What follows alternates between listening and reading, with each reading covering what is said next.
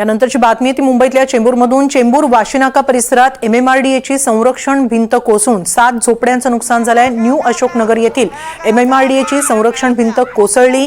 आता मातीचा ढिगारा काढण्याचं काम पालिकेकडून हाती घेण्यात आलेलं आहे, तर इथल्या काही कुटुंबियांना मरवली चर्च इथं हलवण्यात आलेलं आहे। ही संरक्षण भिंत कोसळतानाची दृश्य मोबाईल कॅमेऱ्यात चित्रित झालेली आहेत।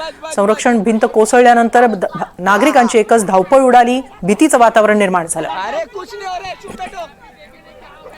इथून आढावा घेतला आमचे प्रतिनिधी अविनाश माने यांनी।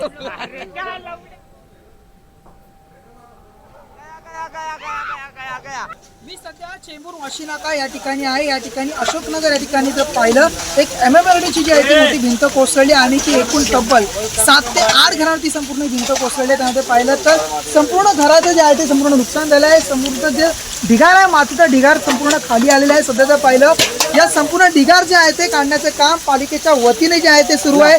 एकूणच पाहिलं येथील असलेल्या सर्व रहिवाशांना जे आहे ते बाजूलाच असलेल्या चर्चमध्ये जे आहे ते सुखरूप ठेवण्यात आलेलं आहे। पाहिलं तर या भिंत कोसळल्यामुळे ही संपूर्ण जी आहे ती घटना घडली आहे। मात्र यात कुठल्याही प्रकारची जीवितहानी झाली नसून मात्र मोठ्या प्रमाणात घरांचं जे आहे ते सध्या इथे नुकसान झालं असं सध्या चित्र इथे पाहायला मिळत आहे।